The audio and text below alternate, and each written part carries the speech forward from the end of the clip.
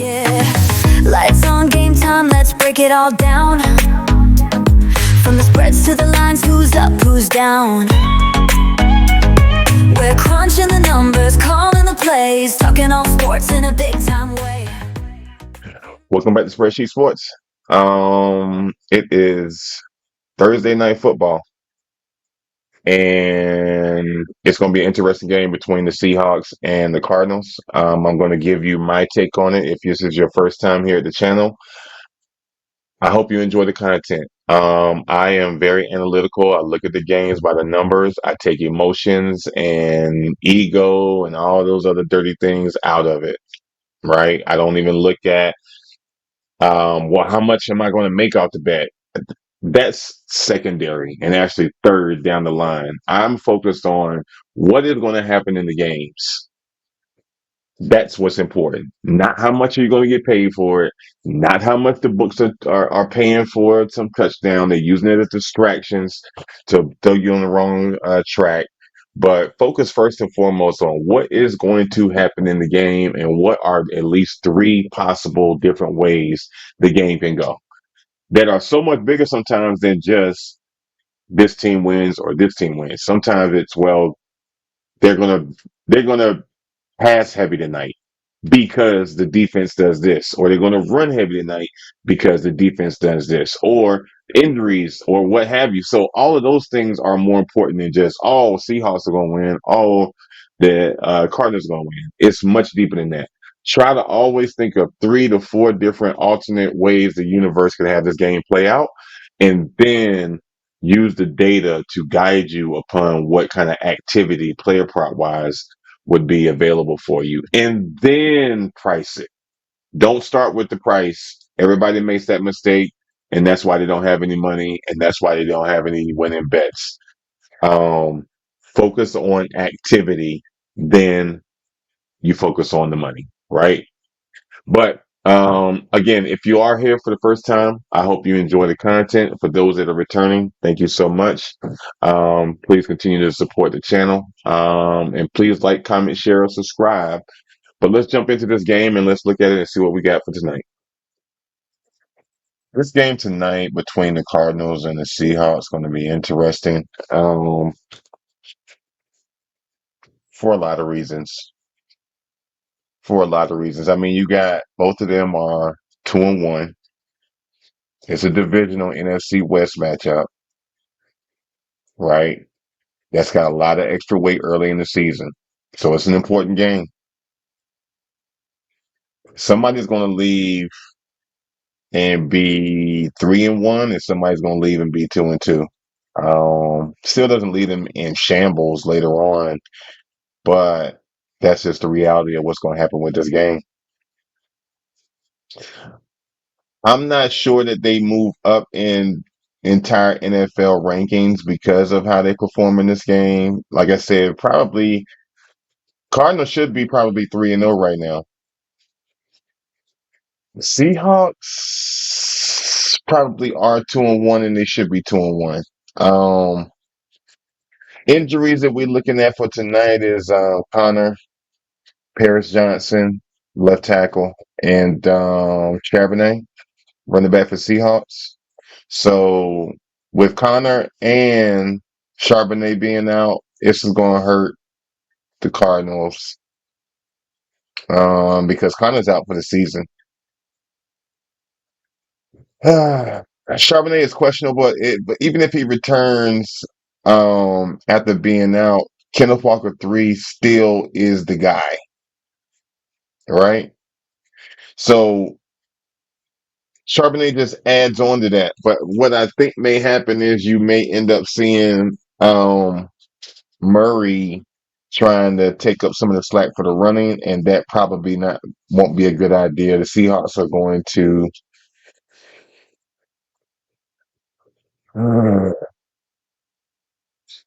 Seahawks are going to produce. Connor being out for the season is why I think Murray is going to have to try to turn it on and try to add some more yards on for rushing. I don't think Paris Johnson being out is going to really help Seattle's chance anymore, but it is what it is. I mean, looking at the teams, right? Just looking at their offense and defensive trends, Seattle's edge is that the Seahawks defense has been very strong, particularly against the run, and their overall team play has looked more stable um, through these 3 games, right? So now here we are in week 4. It's Thursday night football, right? Arizona has shown some weakness because without Connor, their rushing attack is less threatening. Their offensive line has some injury risk, and their passing defense is vulnerable as well. But then you got to go into the passing game to watch. Sam Darnold could have a solid night tonight, which is really good for on the betting side, especially given Arizona's secondary issues right now. Jackson Smith and Nigba is a key target, but he's off to a strong start and could exploit his matchups. He's a big guy. Good luck trying to take him down. The tight ends and the matchups on that, Arizona may lean more towards Trey McBride tonight. I would go towards that for receptions more so than I would go towards receiving yards because he's going to definitely help Arizona get out of some pinches. So Murray's going to have to dump off to him. But remember, Murray has to do a 5-step drop and he has to roll out because he can't see over the lines. He's too short. The spread in the money line, if you into that, the Seahawks are a slight favorite with a spread around 1.5.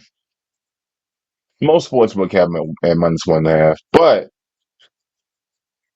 total points over under is probably the most dangerous one. I think this is going to be a low scoring game. Me personally, I think it's more like 2017. That's 37 points under the 43.5. I don't see 43-40 as their ending score or something crazy like that. I like Darnold over 218 passing yards tonight. I like Jackson Smith and Nigba for receiving yards if I go on the receiving yard side, right? But that's pretty much what I got. Given the injury hits to Arizona, Seattle's momentum, and the matchup strengths, especially Seattle's defense and Arizona's offense, Seahawks are a solid pick to win tonight if I had to go with anybody. But again, the Cardinals should be 3-0. So how do I look against that? You know what I mean? A couple other bets that I saw was Trey McBride for 62 yards. I like that for -135. Trey Benson for 21 yards in receiving, -110. Another good bet. Trey McBride for 7 receptions is risky for me. Trey Benson at 4 is more my speed. Trey Benson rushing and getting 56 yards. I like it. I think he gets 50 to 60. It's going to be tight, but I think he can get it. Only because, again, they're missing Connor. So Benson's going to have to step up, and Murray, we'll find out what Murray does. On the Arizona side, I like Arizona to give the ball to Benson and McBride for scores. Maybe we see Kyler Murray run in, but I'm not going to bet on Murray. That's too risky for me. On the other side with Seahawks, Torrey Horton and AJ Barner are probably going to get the receiving yards. I think they're going to be a target, but not big targets tonight. But I mentioned Jackson Smith, Enigma, and Cooper Kupp I didn't mention, but I like him for tonight as well. Sam Darnold, I think, has a good night, as I mentioned. They're paying -113 for him to get 219 yards, and I think Cooper Kupp is going to get in the end zone. Darnold's not a runner, so don't look for him to run in. As you look at the game layout up top, just gives you an overview, a brief overview. The data says after calibrating Greek Gridiron, Ross Tucker, and the calculation from the algorithm that we're looking at 20 to 13 tonight. I'm thinking 21-17, 2017, 2019, still under the 43.5. So that's what I'm going with for tonight for the bets. I'll have probably like 2 or 3 different bets for the game, but let me know what you guys think. End of the day, I think the Seahawks is a number 10 defense versus a number 22 defense for the Cardinals, which means the Seahawks are going to definitely be more productive, or they should be based off of math. Um, Greek Gridiron has both of these teams kind of close, like 15 and 17 ranked teams. I have the Seahawks at number 6, and I have the Cardinals at number 26, according to my data, not my personal opinion. Ross Tucker has them close as well. So we'll see. I think the Seahawks are a better team tonight. They're on the road. Cardinals at home. That's important. The rest going to be in their favor. But ultimately, I think it's a 62% chance that the Seahawks win and 30%, 38% chance that the Cardinals win. So there's a chance the Cardinals could win. It's just not as favorable. But that's my take on it. Let me know what you guys think as well. Um, let's dive in and look at some other player props for later on this weekend. And I prepared that for you guys as well. But let's jump into that next. I just wanted to share this with you guys, just mainly because I just think that these are receivers slash tight ends, and you got one running back in here that I think is going to be really good for production on the receiving side of things. Okay. All of them, or most of them, are on a passing team, except for Enigma and Justin Jefferson and Tucker Craft. The Bills, I would still call it a passing team, even though they're well balanced with everything. But I mean, anybody on this list, I see giving you production if you're on the fantasy side. I think if you're on the betting side, I think that anybody that's on this list will definitely get you a winning bet. I mean, I gave you some more additional data for them over here on the right. Um, just really talking about the matchup that they have coming up and whether or not the defensive line wins or the offensive line wins and the win probability for the game that they up against. All of those things are there for you. I even got how many yards per game they get, how many yards at the catch per game they get, reception percentage.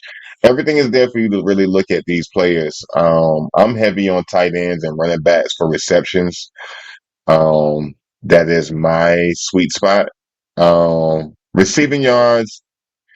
Receiving yards gets really egotistical to me. I don't really like receiving yards because it literally is the scenario where people are pounding on their chest talking about, oh yeah, my guy got 100 yards. Like, I don't give a shit that somebody got 100 yards. They're paying the same money for him to get 4 receptions. Like, which one is a smarter bet? You take the 4 receptions, not the 100 yards. Don't be that dummy. But I hear him every week. Man, he had 96. He had 84. Or here's a good one. He had 60. He must be running. He must be out here rigging the books. He must be getting paid. No, dummy. He was up against a defense that only allowed a certain amount of receiving yards. Right, dummy? Here's the math so that now you can see the reason he didn't get the 100 yards that you listened to whatever mainstream sports news place that told you to do that dumb bet, they got paid to tell you that, dummy. Like, do you know that there are companies out there that are paying and incentivizing these mainstream shows? They're incentivizing them to give the wrong information. And they're paying them a percentage on the back end when the bet goes wrong because the books already made the money. You guys got to be smarter than this. You got to be smarter than this. I'm not saying that all of them are that. I know that a lot of the lazy people out here, they want to use that as a scapegoat to be like, well, that's why I don't gamble because it's all rigged. It ain't all rigged. It's not. Follow the data and you can see what it really is. But these players on the receiving side, they're going to do well. They'll get you some points. If anything, take a moderate bet on them if you're in the sports betting world. If they're not on your fantasy and these guys are kind of like on standby and they're grabbable, I would grab them. Stop just watching TV to do your so-called research. Get into the data.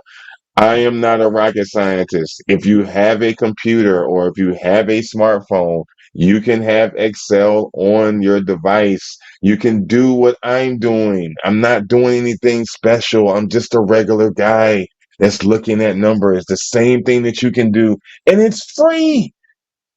The data's free. I mean, I have a couple sites that I do pay for to get data, but the data's free. You can scrape it. You can copy and paste it straight from any of these websites. I'm not going to name them all because I'm not giving them a shout out, but you can copy and paste them. If the data has an extra character, then just add in a formula to clean the data and extract it from the delimitator. It's just easy, basic stuff. Remember, I'm the dummy. I'm the dummy. Y'all call me the dummy, right? I don't know anything. I'm stupid, right? I'm not as evolved as you all are, right? You know more than I do, but yet and still, you can't even create a spreadsheet. This is basic stuff. Just get the information and then make your decision based off of that, not based off of what somebody on TV told you or something that somebody on the internet told you or your ego. Leave all three of those alone and just deal with the data, and you'll be perfectly fine. But let's look at the rushing yards. For your rushing yards, anybody in this list, man, they did great last week. These were my saving graces for not just rushing, but rushing plus receiving yards. Oh my God. Treat yourself. Don't cheat yourself. Anybody that's on this list, take them for rushing plus receiving. If you don't, hey, good luck. I wish you well. And with whatever you got going on, I'm just telling you what actually happened and what can happen. Everybody that's on this list for rushing plus receiving, they hit. They beat the books. Books gonna make some slight adjustments, but they still won't ever be able to quantify how these individuals here are maintaining consistent production. Screenshot them, add them to your ticket this weekend. And have fun with it. But this is here for you guys. Chubb, Montgomery, Kyron Williams. And see, that was the thing about David Montgomery. Like, he ran all over the Ravens, averaging 77 yards a game. That's crazy. That should be Saquon, but they ain't not using him yet. Kyron Williams, Derrick Henry, Tony Pollard, Bijan Robinson, Etienne, Javonte Williams, Jordan Mason, Jonathan Taylor for the coach with Indiana Jones. Like, easy bets, easy bets. If these guys are not on your fantasy team or they're sitting somewhere in a reserve and nobody wants them, be the smart person that grabs them and adds them to your team. I wouldn't have Derrick Henry on my team if I was somebody because I just think he's just at this point, he's overrated to me. I just thought he was a huge, big bully, super dominant force with a Superman cape on. I was wrong. He's not that. He's not a bum either, but he's not that. But good luck with these players, and let's look at the quarterbacks. Now, for the quarterbacks, I wanted you to look at two different ways. I wanted you to look at the quarterbacks that are doing well rushing, and I wanted you to look at the quarterbacks that are doing well with passing. Okay. Um, this top section is dealing with the runners. They they're ranked.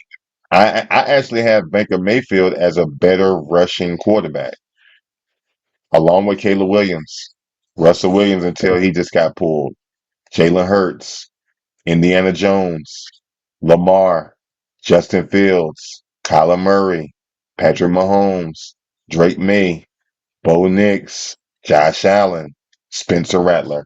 The reason they're in that order, I got to tell you, the main reason was I was curious about who gets more first downs and who doesn't fumble. Those are more impressive to me than the yards per game that they get. Like, clearly, Caleb Williams gets 34 and a half yards per game. If you're just looking at yards per game, then he's your guy. But you're not taking the fact that he only gets 2 first downs a game. Baker Mayfield gets 3. So when you look at people that do a lot of running but get no first downs, like a Lamar Jackson, He normally is leading on first downs, but in this scenario, he's having problems getting first downs. So he's running, but he's not getting the first down. So he's extending plays, but they're sacking him as well. So you gotta take all that into account, okay? But this is my list of quarterbacks I think are doing very well with the rush and making a huge contribution to their teams. To get them first downs. Obviously, we know Jalen Hurts with the tush push. He's going to have more touchdowns than everybody else per game. But Baker Mayfield, he's averaging one touchdown a game. I mean, how can you argue with him running in? Or Rattler. I don't like the Saints, but they got a quarterback that's getting it done. You can talk about Drake May if you want to, but he's getting the touchdown. But he does have a problem with fumbling. You got to be honest about the data. When it comes to passing, Drake May, Lamar, Stafford, Justin Herbert, Aaron Rodgers, Josh Allen, Spencer Rattler, Goff, Dak, Tua, Kyler Murray. Guess who's not in that list? Patrick Mahomes. Please stop talking about that guy like he's everything in the NFL. He's not. He got a nice contract with State Farm. Nice curly hair, that type of stuff. Is he better than Josh Allen? No. Is Patrick Mahomes better than Lamar Jackson? No. Is he better than Justin Herbert? No. Is he better than Jalen Hurts? No. I'll even say that Patrick Mahomes is not even better than Baker Mayfield or Caleb Williams. He's not even better than Russell Wilson at Russell Wilson's prime, but people talk about him like he was. We can even go back in the books even further. Patrick Mahomes is not even better than Peyton Manning. He ain't better than Tom Brady. He ain't better than Brett Favre. He ain't better than Ben Roethlisberger. Like I can go, the list goes on and on and on. The people he's not better than, and people talk about him like he's the best thing since sliced bread. Um, but he's not. But is he better than Donovan McNabb? No. Is he better than Michael Vick? No. See, the problem with you clowns is that y'all will look at rings and y'all will be like, oh, well, they got more rings, or no, that means nothing. I'm looking at what happens when you line up against the other side and can you win the game? And if you played 3 games against that other team, how many of those games would you win? That's the model. If you can't win those games, then it means nothing to me about your rings. Maybe you got your ring during the year that everybody sucked. Maybe it's that. Maybe it has nothing to do with whether or not you're that guy. And Patrick Mahomes is not that guy. I'm stuck with him. Like I said, I would trade for Josh Allen. It's a trade that we'll never see, but I would trade for him. I would love to have Josh Allen. Um, I'd love to have Josh Allen in the years that we did win the Super Bowl. We would have won still with Josh Allen because we had a good team. I'm talking about back in the day when we had the enemy. So anyway, I'll get off my rant of um, hating the Chiefs right now. But when you're a fair fan, then you keep it real. Everybody else just lies to themselves. But that's what I got for the quarterbacks right now. Anybody that's in these categories definitely gonna get you some money if they're in the reserve on your fantasy docket. Grab these people, put them on your team, and thank yourself later. But this is what I got. So that concludes the games for tonight and my prediction. I hope you guys have a great night tonight. I hope it's profitable and happy hunting for those that are out here betting. Um, let's get a bag tonight. Let's crack them and start building up what we need to build up and get ready for Sunday. I didn't bet on baseball today. It's the third game of the mini series. So on tomorrow we got a fresh slate. So I'm gonna have some baseball and I'm gonna do some baseball content for the first time for you guys tomorrow. So tune in for baseball. So we'll have MLB and we'll have the games. I already recorded team rankings for week 4, so make sure that you watch that as well. Let me know what you think about who I have ranked or who the data has ranked. And yeah, but anyway, hope you guys watch the videos that are here and hope you have a great night. Yeah, lights on, game time, let's break it all down. From the spreads to the lines, who's up, who's down. We're crunching the